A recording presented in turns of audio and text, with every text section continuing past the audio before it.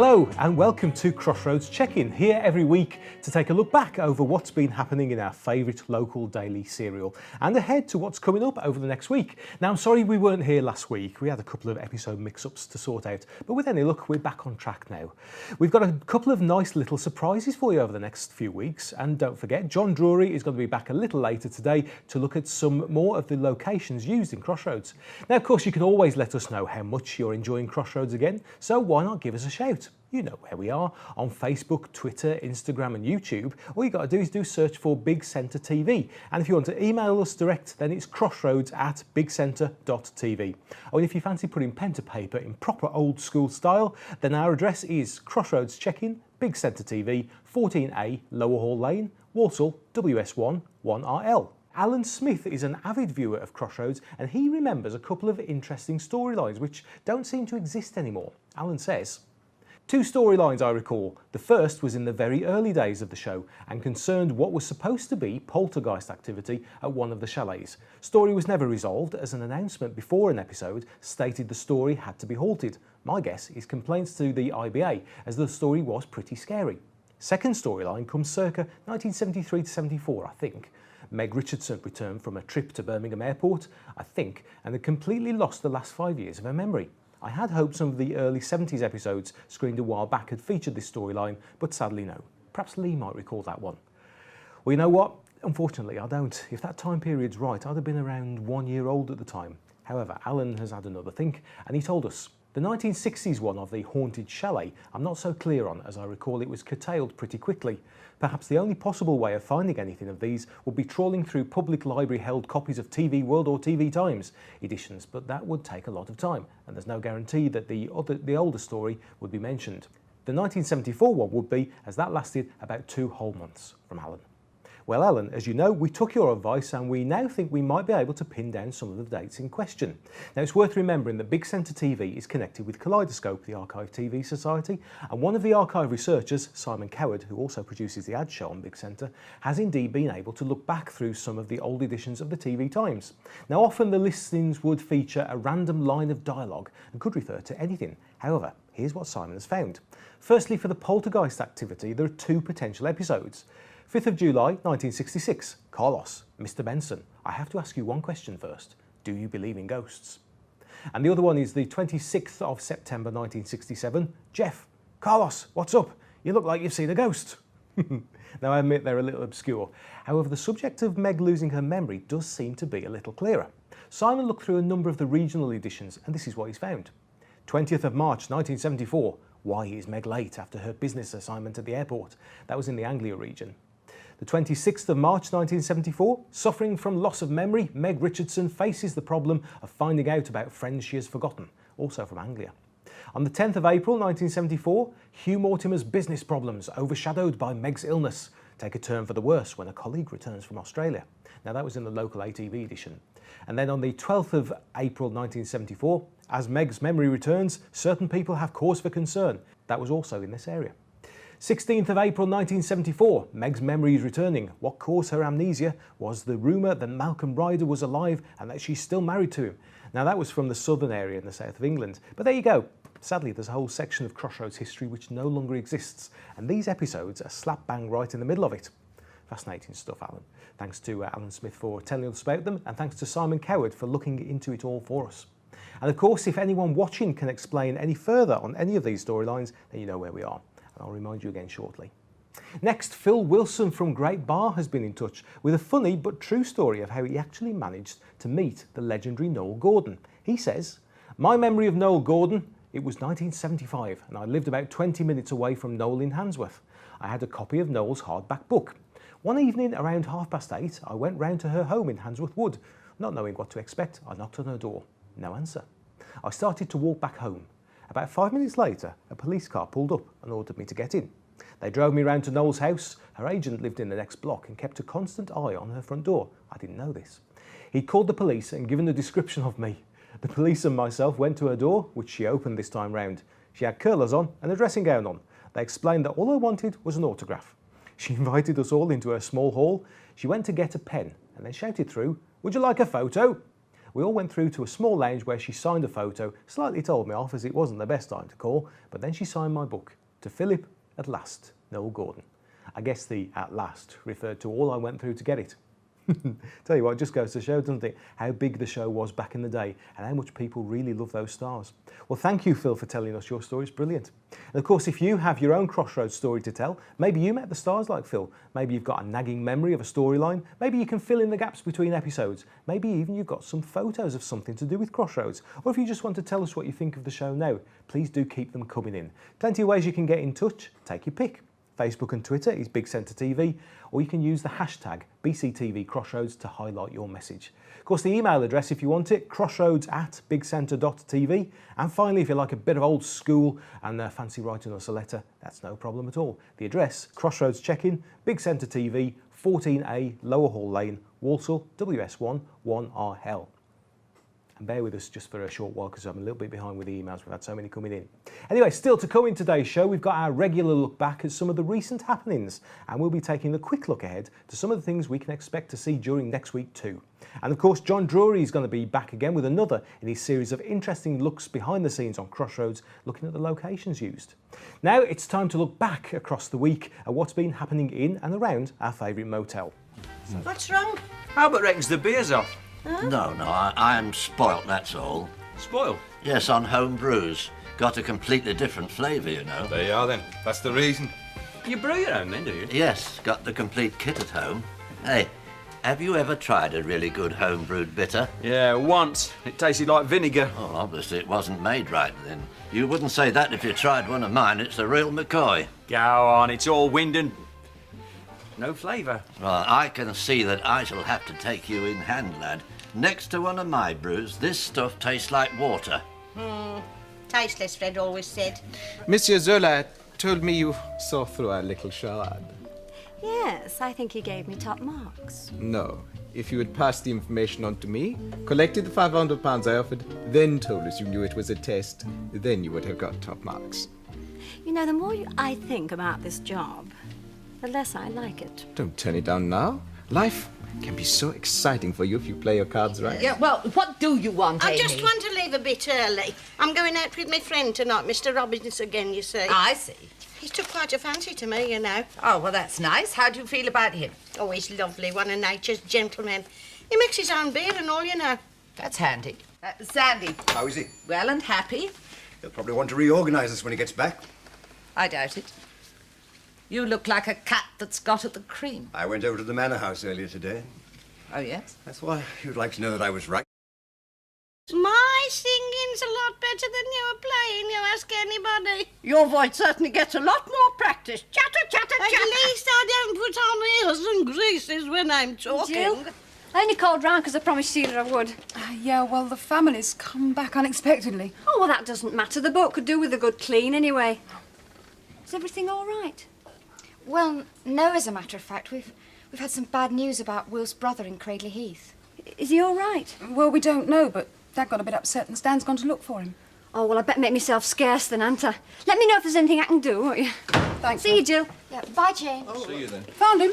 No, there's no sign of him down the road either. Oh, well, never mind. Have a cup of tea.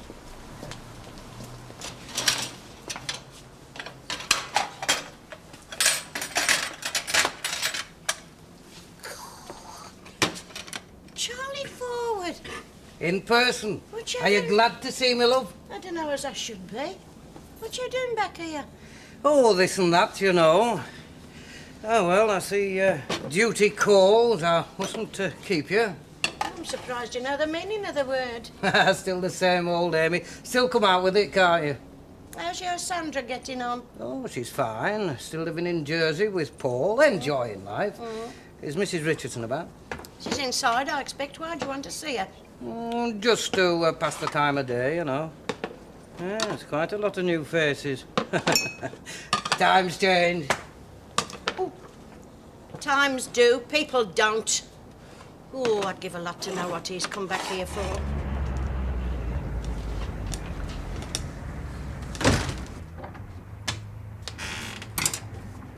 Hello. You helping Stan out? Smartly the shop, Mr. Hunter.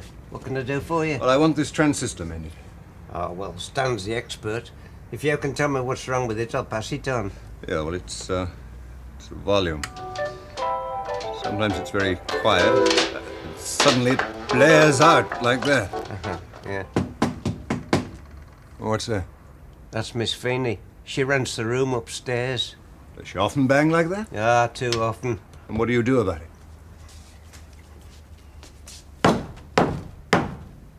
Knock right back. And we'll be looking forward to what's coming up next week in part 2. Right, we're just going to take a short break now, but don't go anywhere because in part 2 we'll be taking a good look ahead to what's coming up on Crossroads during next week. And of course John Drury will be back with a look at some of the locations used on Crossroads. So we'll see you after the break.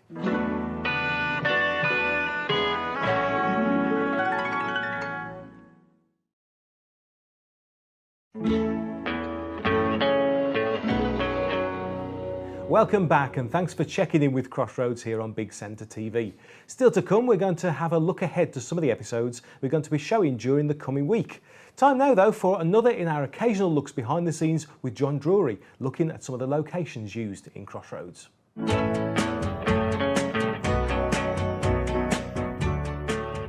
Hello, thanks for joining me as I take yet another look at some of the locations used during the filming of Crossroads. This time I'm focusing on episodes from August and September 1973. Now this period coincides with the time when Sandy Richardson was left paralysed following a serious car accident. The episodes that remain in the archive showcase the extensive location filming that took place in the historic city of Coventry. In several of the episodes, Meg is preoccupied with the statue of the Coventry Boy. Unveiled in 1966, the statue is located outside the Student Union building on Priory Street. Opposite the statue is the entrance to the new cathedral. Designed by Sir Basil Spence to replace the one damaged during the Blitz of 1940, it opened in 1962, 10 years before these episodes were filmed. Hello. Do you know they used a helicopter to lower the top on there? Yeah, I remember. It's a beautiful cathedral. In the next scene, Jill and David are standing outside the distinctive Chapel of Unity. The walls are clad with green slate, contrasting beautifully with the sandstone of the cathedral. Okay? I'm not sure that I'm doing the right thing now.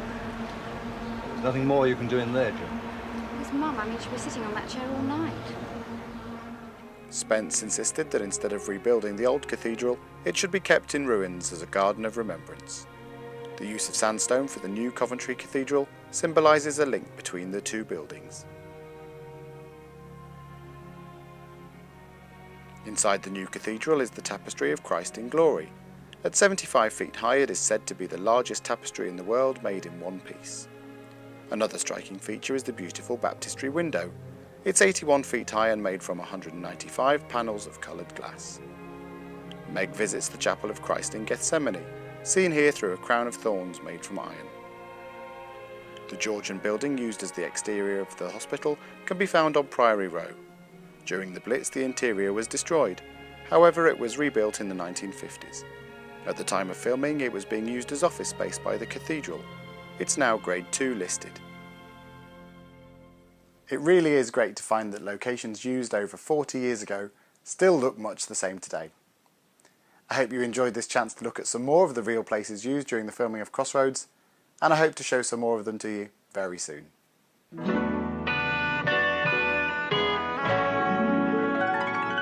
And John will be with us again in a couple of weeks' time. Next week we'll be hearing more about the early years of Crossroads from none other than Jane Rossington. OK, now it's time to look ahead to what we can expect during the coming week's episodes of Crossroads here on Big Centre TV. And as ever, do remember that there are probably some potential spoilers ahead. And we're back into black and white briefly as Sheila returns home to a warmer reception from Wilf than she expected. Timothy and Kevin discuss Meg's eligibility for marriage and end up making a gentleman's bet to see who gets her first. Meanwhile, it's Jane's first day at the motel and she mistakes David Hunter for a guest. Hello? Oh, can I help you? Well, I was looking for Mrs. Cunningham, actually. Oh, she's in the cellar. Ah. Guests aren't allowed in there. Oh. Not that I mind for myself, you understand. It's just that I'd hate to get you into trouble. I see. She won't be a minute, you know, but I'd clear off if I were you in case one of the directors catches you. You're new here, aren't you? Yes, how did you know? I didn't recognize the face. Oh, come to that, I haven't seen you around here before either. No, well, I've been away, see? I tell you what, you give me your Shally number and I'll get her to call in a minute. Now, that would be rather difficult. Oh, no, it's no trouble. Well, no, Mr. Hunter, welcome home. How was Rome? Fabulous, thank you. Mr. Hunter, have you two met? Yes, we have. Are you Mr. Hunter? I'm afraid so. Oh, no. I thought you was one of the guests. Hardly. Don is put on the spot when Patricia asks him if he wants to go through with the marriage. Vera's godson Martin plays on her emotions to stop being sent back to his dreaded Aunt Bertha. What's he going? In the pot. I rang your Aunt Bertha. Oh. We had a long chat. Seems you haven't been entirely straight with me. Eh? About the way she treated you. What did she say? Well, to put it bluntly, that you're a right little tearaway. That you went out nearly every night with a gang on motorcycles. That you brought girls back and set up drinking and doing God knows what. Shall I go on? Well, you don't believe her, do you? Of course I do. Oh, come on, Vera. It's nothing like that, really. Well, besides, she's middle-aged. She's bound to be a bit old-fashioned, isn't she? You'd be surprised how old-fashioned I can be as well. You? Oh, come on, Vera. I bet you're a right little raver on the quiet, eh? You cheeky little... Oh, well, I'd be sorry to lose you. Well, you're not going to send me back, are you? Well, the sooner the better. But I'm your godson. I know, love. But your mother left you in your Aunt Bertha's care. Not mine. Wilf and Stan have a birthday drink with a misery. Sheila buys herself a wedding ring in order to stop the idle chatter about her impending birth. And David has his hands full with the predatory Italian lady. Now, look, love, I'm not an ogre, but I don't have any choice. His mother left him in the care of his Aunt Bertha. I can't go interfering. Won't you mean? What's according to you? Look, you're being so unfair. You don't know the facts, love. I wasn't going to bother to tell you this, but it seems our Martin played his old aunt a merry tune. He told me. He did? Look, the real reason that he went with those friends and drank and things was because he was so miserable. But you wouldn't understand. All right, calm down. Now, what did he have to be so miserable about? Well, wouldn't you be stuck out in the middle of nowhere with only a nagging old aunt nattering at you all day long? He just rebelled against her strictness, that's all. And he admits it if you bother to talk to him. Well, I have talked to him. When? Not properly.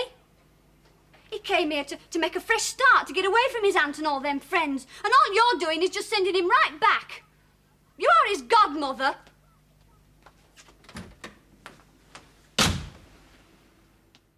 While Sandy mopes, Meg has a minor domestic argument with Hugh over breakfast.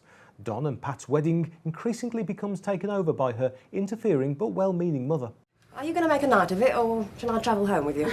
No, you scarp her. Life's a mess, isn't it? Could be worse, love. What? Oh, hello, Pat. Hello. Oh, you don't know my mother, do you? Vera Downend. Hello. Hello. And Sheila Harvey. Hello. Oh, going to be a mother soon too, I see. Yes.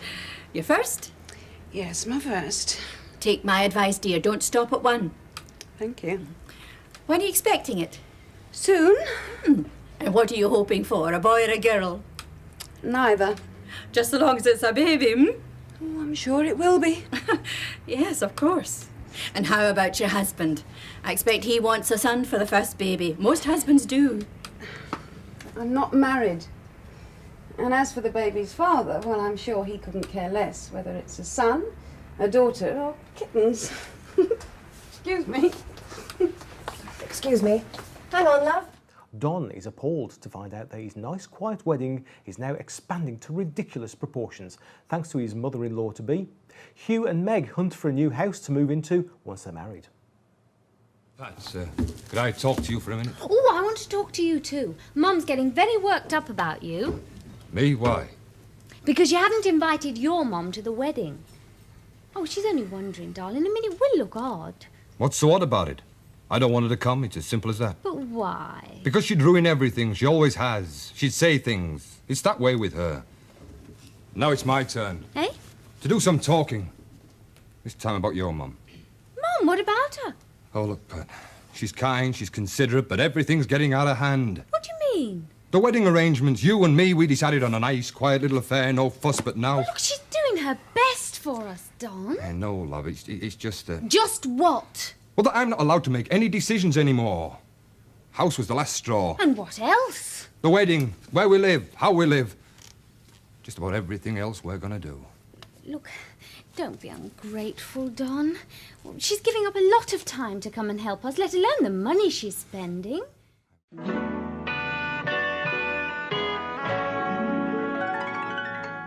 So there you go, that's all to come on Crossroads right here on Big Centre TV every night at 9. Well, we've run out of time again here on Crossroads Check-In, but I'll be back at the same time next week, so don't forget, if there's something about Crossroads you'd like to tell us about, maybe you can fill in some of the gaps in the storylines, maybe you've got some fond memories of some of the episodes we're showing, who's your favourite character, or which bits of Crossroads are you looking forward to seeing again soon? Just get in touch. Look us up on social media, Big Centre TV. Email crossroads@bigcentre.tv, or actually write to us, and the address again, Crossroads Check-In, Big Centre TV, 14A, Lower Hall Lane, Walsall, WS1 1RL. And thank you for checking in with Crossroads. I'll see you again next week. Crossroads Motel, can I help you?